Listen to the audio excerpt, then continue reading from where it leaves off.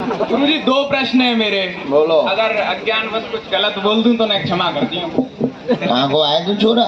मैं गुरुजी मथुरा को। हाँ समझ लो तू जाए का कर रहे हो? गुरुजी ने पेपर काय बात पे आए को? बस आप प्रभु नहीं बुला लो गुरुजी, मेरी तो इच्छा काय बात है? कम।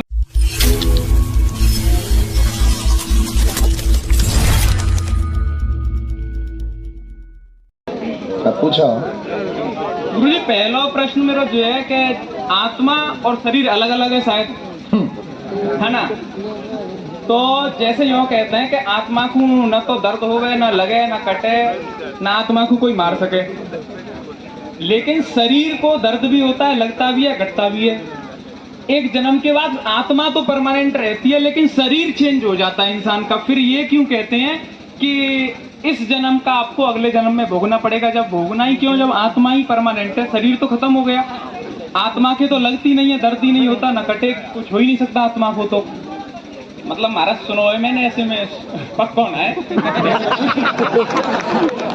मन में यही बात है तो रॉन्ग सा राइट चल रहा है। हाँ दूसरों पूछो लाला। कोई बात दूसरा महाराज जी है कि जैसे एक टाइम हो जब भारत सोने की चिड़ै आई, नहीं। गोल्डन बर्ड, तो अब जैसे आप कह रहे हो कि भारत हिंदू राष्ट्र होना चाहिए, अखंड भारत होना चाहिए, तो ऐसी क्या कदम उठाए जाएं मेरे द्वारा या यहाँ पे उपस्थित सभी के द्वारा कि भारत दोबारा से सोने की चिड़िया बने, या सोने की चिड़िया नहीं हीरे की चिड़िया बने आगे?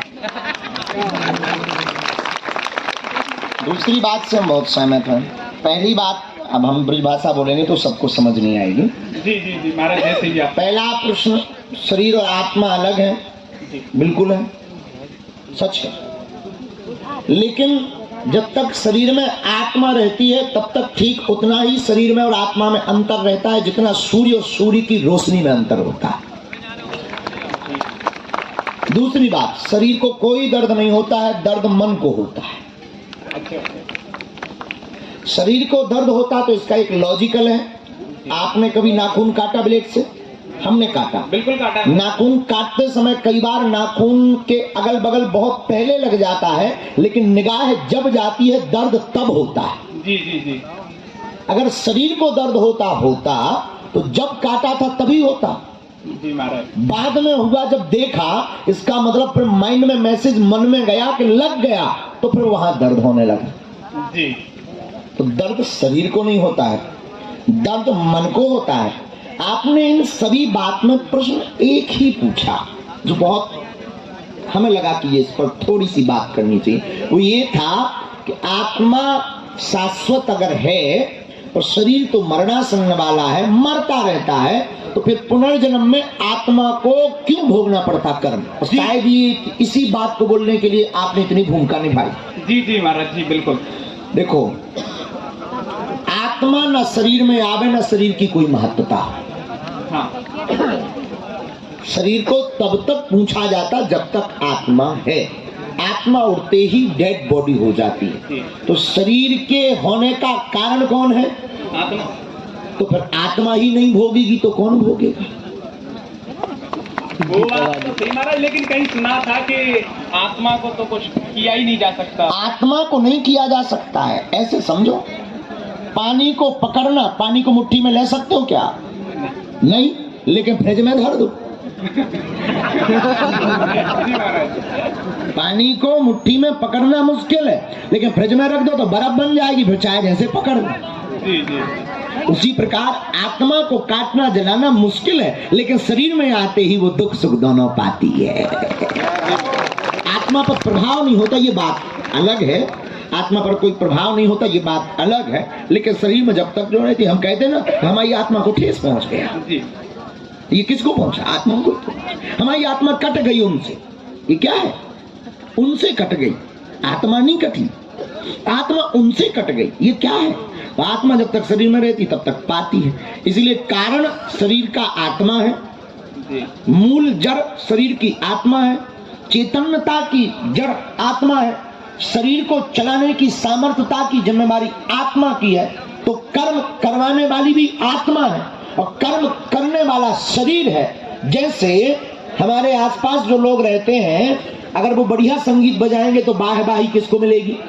हमको मिलेगी। महाराज जी के संगीत बारे बहुत अच्छे हैं, और कोनो संगीत बारे उल्टो सीधो करत पकड़ो जाए तो ठटरी की बार है।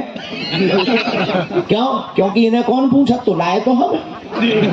उसी प्रकार शरीर को कौन पूछता था? धरी तो आत्मा ने, शरीर में तो चैतन्यता आत्मा ने दी, तो कष्ट भी तो आत्मा ही पाएगी कि पड़ोसी पाएगा।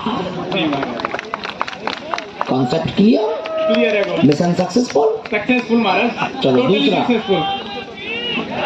अब आपका दूसरा प्रश्न था कि भारत को डायमंड वर्ल्ड बनाना चाहते हैं, तो वो कैसे बनेगा जी। उसके लिए क्या करना पड़ेगा? आपको यहाँ बैठे लोगों को पहले तो शिक्षा पर काम करना पड़ेगा और युवाओं को शिक्षा से पोषित करना पड़ेगा।